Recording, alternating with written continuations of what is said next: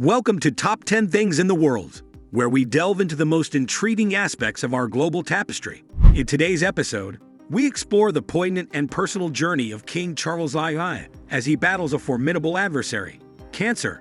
Join us as we shed light on this chapter of royal resilience. The name King Charles could refer to several historical figures, as various monarchs and leaders have held that title. Without more specific information, it's challenging to pinpoint which King Charles you are referring to. Here are a few possibilities.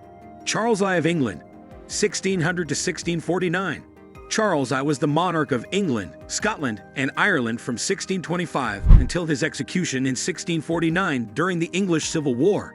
His reign was marked by conflicts with Parliament over issues of taxation and governance, leading to the outbreak of the Civil War. Charles II of England, 1630 to 1685.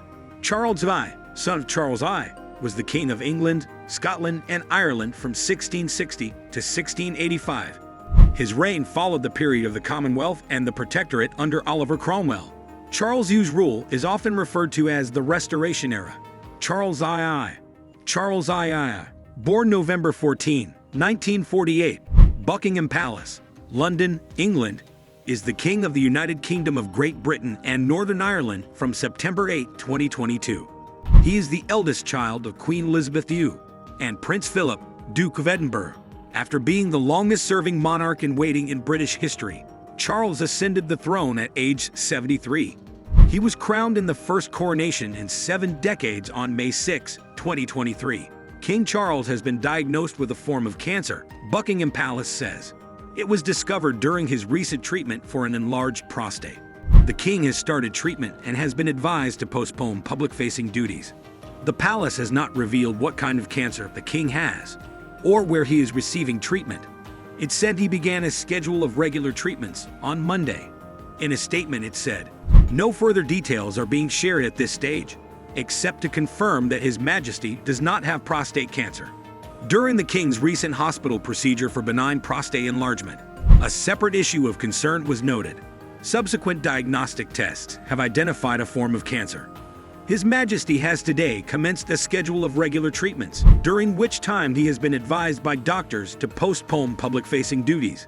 Throughout this period, His Majesty will continue to undertake state business and official paperwork as usual.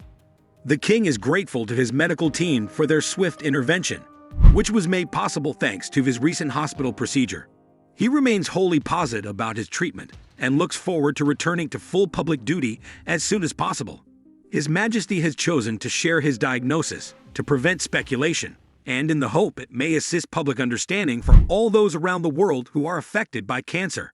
A statement from Buckingham Palace. During the king's recent hospital procedure for benign prostate enlargement, a separate issue of concern was noted. Subsequent diagnostic tests have identified a form of cancer. His Majesty has today commenced a schedule of regular treatments, during which time he has been advised by doctors to postpone public-facing duties. Throughout this period, His Majesty will continue to undertake state business and official paperwork as usual. The king is grateful to his medical team for their swift intervention, which was made possible thanks to his recent hospital procedure. He remains wholly positive about his treatment and looks forward to returning to full public duty as soon as possible. His Majesty has chosen to share his diagnosis to prevent speculation and in the hope it may assist public understanding for all those around the world who are affected by cancer. A thank you message from His Majesty the King. On the occasion of 15th anniversary of the independence of Grenada, it gives me great pleasure to send you all my congratulations and warmest good wishes. King Charles I's cancer was caught early and normal communications between the monarch and Note 10 are continuing. Rishi Sunak told the BBC. The Prime Minister said he was left shocked and sad by the news but is in regular contact with the monarch. The king, 75, has postponed all public duties and began regular treatments for his condition on Monday. The palace said he did not have prostate cancer, but few further details have been disclosed. Ms. Sunak told BBC Radio 5 Live, "He'll just be in our thoughts and our prayers." Many families around the country listening to this will have been touched by the same thing, and they know what it means to everyone.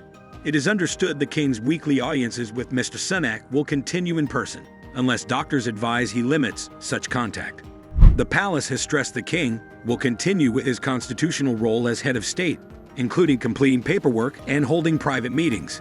On Monday, the palace said the monarch remains wholly positive about his treatment and looks forward to returning to his normal schedule. The king returned to London for outpatient cancer care from his home in Sandringham, where he was seen waving to crowds during a 10-minute walk to church the previous day. The Prince of Wales, who was due to return to public duties this week following the Princess of Wales's abdominal surgery last month, is expected to cover some of his father's engagements while the king receives care. The king informed both his sons personally about his diagnosis, and Prince William is said to be in regular contact with his father. The Duke of Sussex, who lives in the United States, spoke to his father and is traveling to the UK to see him. According to reports, he could arrive as early as Tuesday afternoon. The palace has not indicated when the king will return to public duties. It is unclear whether official visits to Canada, Australia, New Zealand, and Samoa, scheduled for later this year, will go ahead. The king's cancer diagnosis follows a procedure at a private London hospital more than a week ago for a benign prostate condition. On Monday, the palace said a separate issue of concern was noted and subsequently diagnosed as a form of cancer during that treatment. The king chose to go public about his cancer treatment, the palace said, as he had been a patron of a number of cancer-related charities when he was Prince of Wales. The Royal Society of Medicine thanked the king for highlighting how cancer is indiscriminate and urged members of the public eligible for cancer screenings to make an appointment. Simon Lewis, who was Queen Elizabeth II's press secretary between 1997 and 1999, praised the king for his openness, adding 20 years ago, there would have been a very abrupt short statement, and that would have been it. He told Radio 4's Today program the cancer diagnosis would be a lot to process, but said, I know from people around him that he will be absolutely itching to continue with his formal constitutional duties behind the scenes.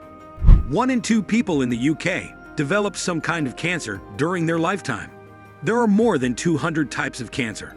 The most common ones in the UK are breast, lung, prostate, and bowel, according to the NHS website. For many types of cancer, the chance of getting it increases with age. UK figures suggest, on average each year, more than a third, 36%, of new cancer cases were in people aged 75 and over. The king has temporarily stepped back from his public duties while he is treated for cancer. Buckingham Palace has not said what type of cancer the 75-year-old has, but confirmed that it was not prostate cancer. The king was recently treated for prostate enlargement. How are the king's duties changing?